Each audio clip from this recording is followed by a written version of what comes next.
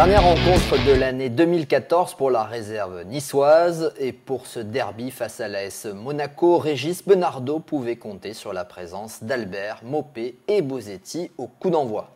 Invaincus depuis 2 mois, les Monégasques entraient mieux dans le match avec 2 actions coup sur coup et la bonne vigilance de Johan Cardinal dans les buts. Et puis le gym prenait le dessus. Sur cette percée de tube, les Aiglons obtenaient un penalty et Alexis Bosetti de donner l'avantage à son équipe. Un avantage que manquait d'effacer Monaco juste avant la mi-temps. Sur cette perte de balle, un gros coup de chaud sur les buts niçois, mais Tirard ratait la cible. Au retour des vestiaires, les joueurs de la Principauté repartaient à l'assaut et obtenaient à leur tour un penalty sur cette faute de Borges. Camara le tirait du même côté que Bosetti et remettait les 2 équipes à égalité.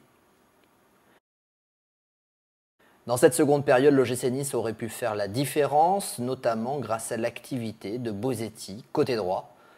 Un caviar tout d'abord pour Maupay, gêné par la sortie du portier, puis encore d'autres actions. Maupay, sur ce service de Benrahma, était encore tout près de doubler la mise, tout comme Benrahma qui manquait son duel avec Si.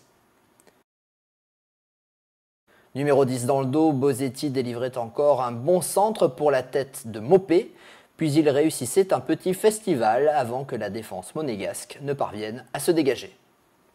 Les Aiglons poussaient et auraient mérité un deuxième penalty sur cette sortie pas très académique de Si dans les pieds de Benrahma. L'arbitre n'en faisait rien, il sifflait la fin de la rencontre peu après cette dernière opportunité niçoise avec cette tête de Boscagli bien arrêtée par le gardien assémiste. Score final 1-1, mais une note positive pour l'entraîneur du gym.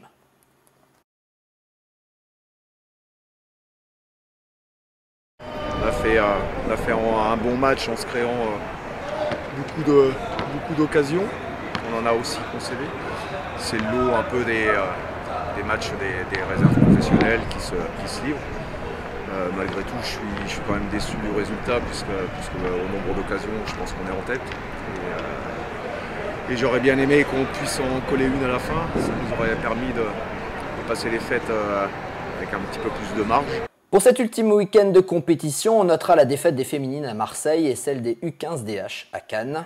Victoire en revanche pour les Aiglons à la Seine en U15 DHR. C'est fini pour cette année 2014. Le journal des jeunes vous donne rendez-vous début janvier. Le 10, la réserve de l'OGC Nice reprendra la compétition avec la réception de Saint-Priest. D'ici là, on vous souhaite de passer de bonnes fêtes et des bonnes vacances.